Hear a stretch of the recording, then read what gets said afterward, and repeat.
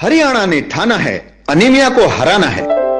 सभी आयु वर्ग नजदीकी स्वास्थ्य केंद्र पर अपने खून की जांच जरूर करवाएं और खून की कमी पाए जाने पर डॉक्टर या स्वास्थ्य कर्मी की सलाह अनुसार प्रतिदिन आयरन की खुराक लेना सुनिश्चित करें।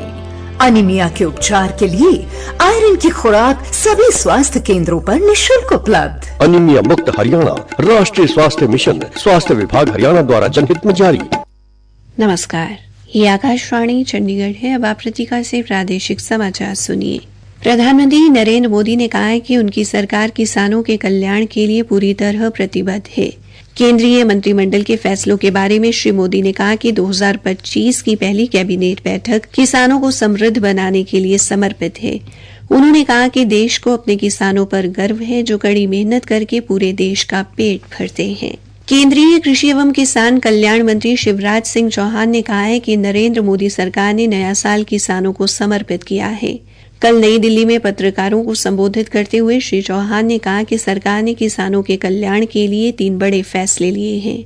उन्होंने कहा कि केंद्रीय मंत्रिमंडल ने प्रधानमंत्री फसल बीमा योजना और मौसम आधारित पुनर्गठित फसल बीमा योजना को 2025-26 तक जारी रखने तथा डीएपी उर्वरकों पर अतिरिक्त सब्सिडी बढ़ाने को मंजूरी दी है। श्री चौहान ने कहा कि 2024-25 में भारत की कृषि तथा संबद्ध क्षेत्र में 3.5 से 4% की वृद्धि होने की उम्मीद है।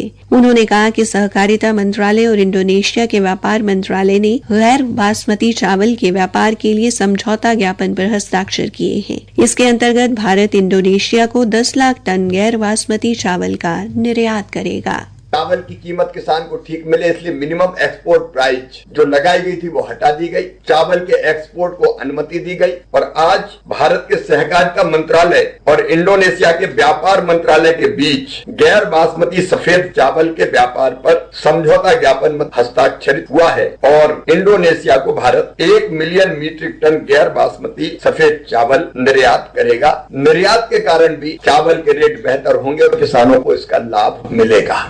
हरियाणा के पशुपालन एवं डेयरी मंत्री श्याम सिंह राणा ने आगामी बजट के लिए पशुपालकों के हित में ठोस कार्य योजना बनाने पर जोर दिया है। वो कल पशुपालन विभाग के अधिकारियों से बजट पूर्व चर्चा कर रहे थे। उन्होंने अधिकारियों को सभी शहरों को लावारिस मवेशियों से मुक्त करने और उन्हें गौशालाओं में भेजने की हिदायत भी की। उन्होंने इन पशुओं के पुनर्वास और समस्या के समाधान के लिए जियो टैगिंग का उपयोग करने और अधिक गौशालाओं के निर्माण की प्रक्रिया को तेज करने को कहा। पशुपालन मंत्री ने पशुधन नस्ल सुधार और हरियाणा की स्थानीय नस्लों विशेषकर हरियाणा गाय और मुर्रा भैंस को बढ़ावा देने पर भी जोर दिया। श्री राणा ने अधिकारियों को निर्देश दिए कि हरियाणा और मुर्रा जैसी स्वदेशी नस्लों को प्रोत्साहन देने के लिए विशेष मवेशी प्रजनन केंद्र, उन्नत पशु चिकित्सा क्लिनिक और मेगा गौशालाओं की स्थापना की योजना भी तैयार की जाए। इसके अलावा मंत्री ने अधिकारियों को पशुधन बीमा योजनाओं में अधिक भागीदारी को बढ़ावा देने के लिए कोई ठोस कार्य योजना बनाने को भी कहा। हरियाणा के दादरी जिले में बारिश के साथ ओलावृष्टि के चलते करीब 13,000 एकड़ फसल प्रभावित हुई है। कृषि विभाग द्वारा बनाई रिपोर्ट में ओलावृष्टि के कारण दादरी जिले के 38 गांवों की लगभग 13,000 एकड़ में फसलों को खासा नुकसान हुआ है।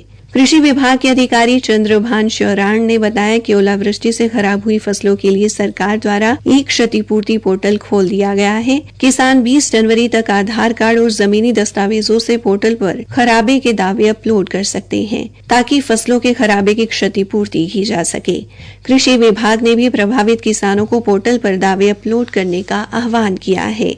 इसी के साथ ये समाचार बुलेटिन समाप्त हुआ। इन शहरी बस्तियों में अब राष्ट्रीय शहरी स्वास्थ्य मिशन हरियाणा के तहत शहरी प्राथमिक स्वास्थ्य केंद्रों के माध्यम से गर्भवती की जांच व सुरक्षित प्रसव की मुफ्त सुविधा उपलब्ध करवाई जाती है ताकि आपकी ममता और खुशियाँ कायम रहें। तो याद रखिए, गर्भवती का नाम तुरंत दर्ज करवाएं, उसकी पूरी देखभाल करें और डिलीवरी अस्पताल में ही करवाएं। बधाई हो। राष्ट्रीय शहरी स्वास्थ्य मिशन हरियाणा, स्वस्थ बने जीवन, हर बस्ती हर आंगन।